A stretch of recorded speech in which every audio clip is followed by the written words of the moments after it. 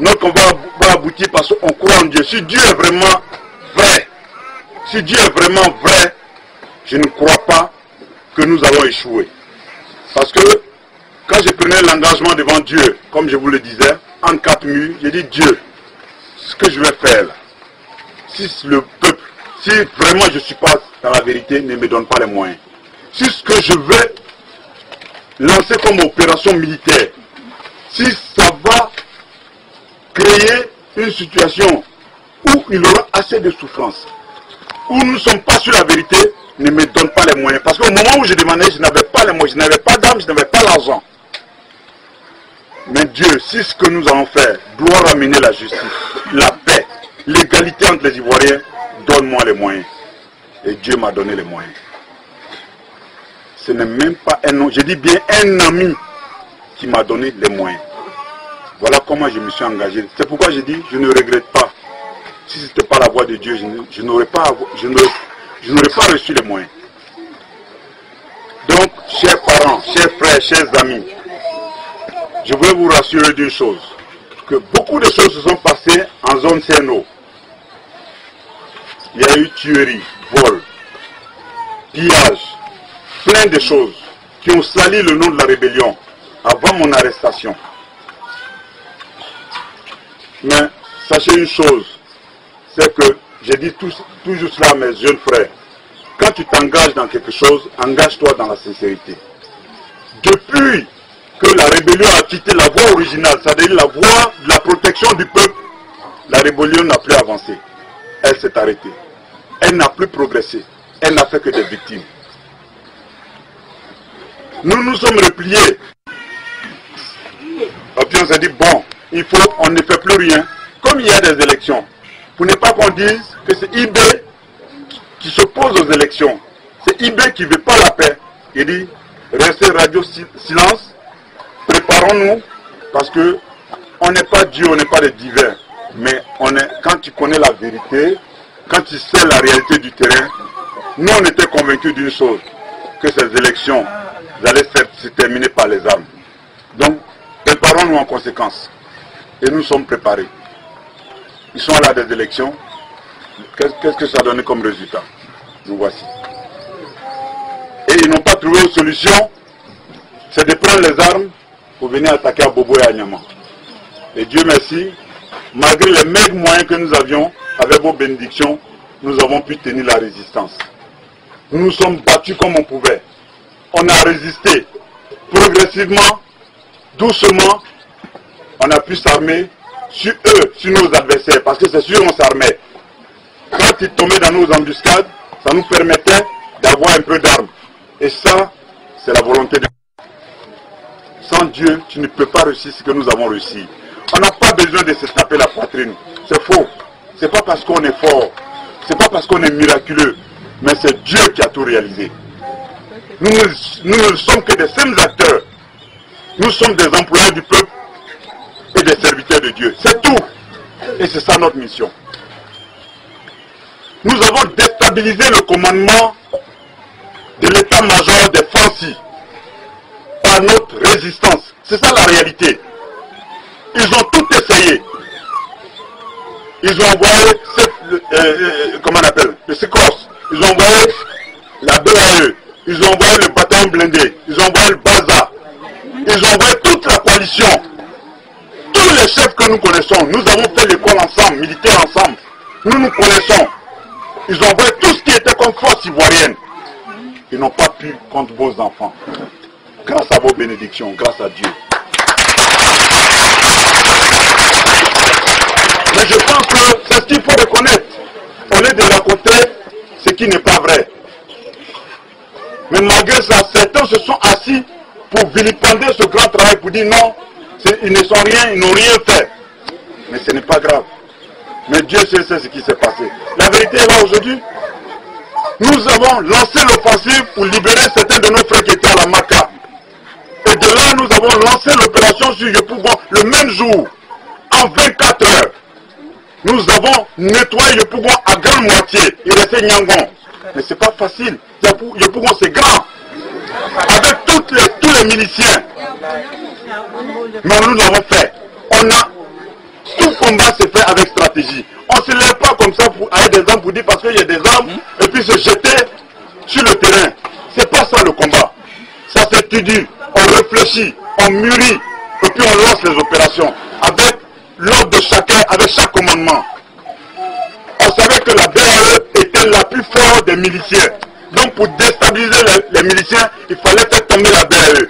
C'est tactique. Ça ne s'invente pas. Ça ne se ramasse pas au marché. Ça s'étudie ça. Et pendant 4 heures de temps, dirigé par mon adjoint, la BAE est tombée. Avec toutes les armes.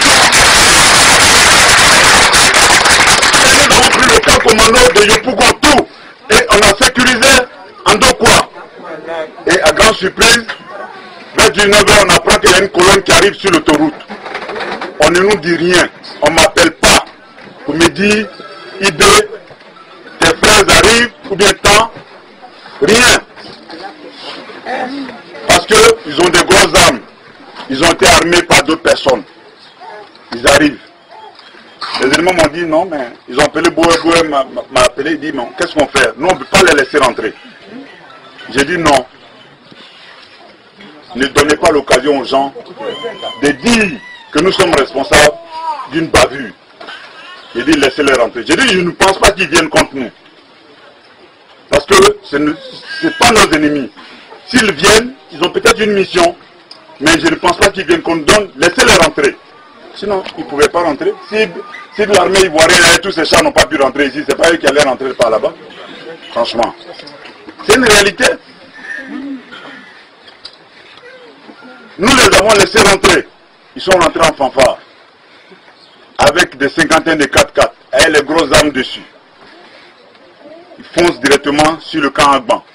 Ils foncent sur la télévision. Ils pilonnent pendant des heures, toute la nuit.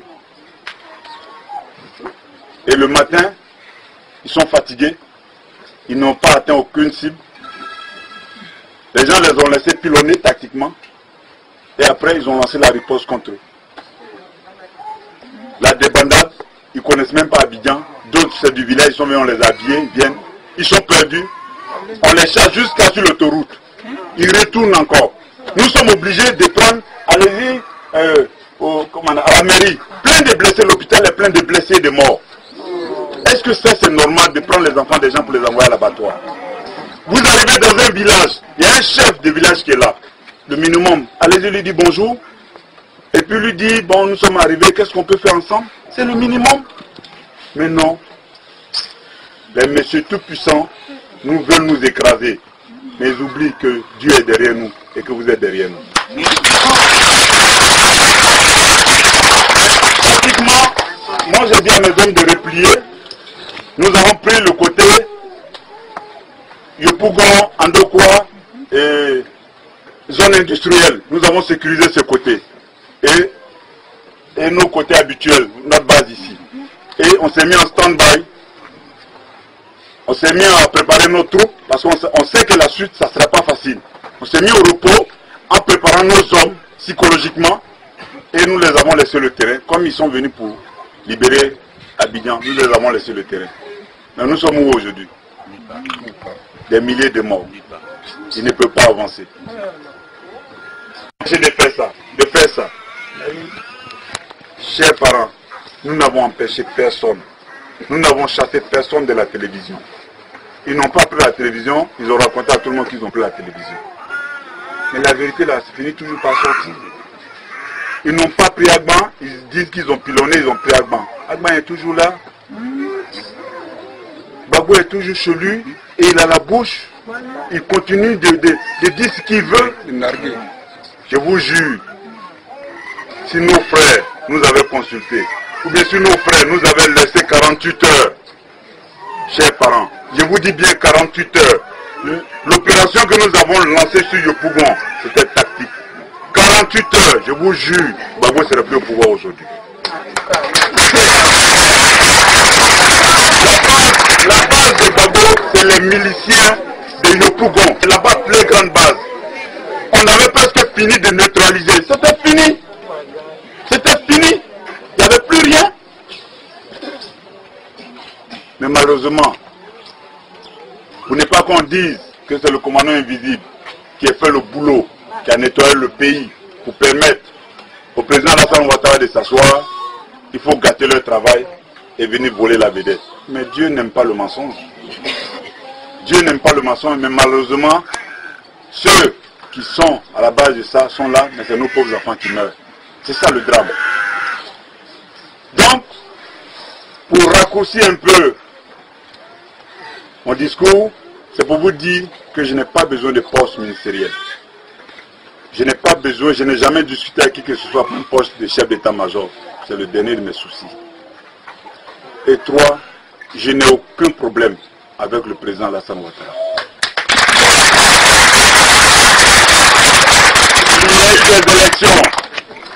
Il y a quelqu'un qui a été élu, c'est lui. Mais pourquoi moi je vais m'opposer à ce fait, au fait qu'il ne soit pas président? Pourquoi? Hier ou avant-hier, j'ai reçu les imams ici et les chefs du quartier. À leur présence, j'ai composé le numéro du docteur Alassane Ouattara, ils sont là. Et j'ai mis sur haut-parleur. Devant eux-mêmes, j'ai parlé avec, il était en réunion, donc j'ai parlé avec son aide de camp, le commandant Diarra-Souba. Dans nos causeries, ils ont compris qu'il y ait une affinité entre nous, c'est-à-dire on s'est parlé comme si c'était la routine. J'ai dit, si le grand frère finit, dis-lui de me rappeler parce que j'ai les vieux, ils vont lui parler. Il dit, il n'y a pas de problème. Je leur ai donné son numéro direct. Mais si tu ne parles pas avec quelqu'un, est-ce que tu peux faire ça? Je vous demande, gardez votre calme, gardez votre sérénité. Soyez nos interprètes auprès de la population. Dites-leur que nous, là, on n'est pas venus pour s'enrichir. On n'est pas venus pour piller la population. On n'est pas venu pour remplir nos maisons des choses qui ne nous appartiennent pas. On est venu pour vous protéger. On est venu pour vous aider à dormir tranquillement, à manger normalement, à aller au marché, à aller au travail sans être inquiété, à permettre à nos enfants d'aller à l'école normalement. Rien d'autre que ça, que le bonheur de ce pays. C'est un pays riche, un pays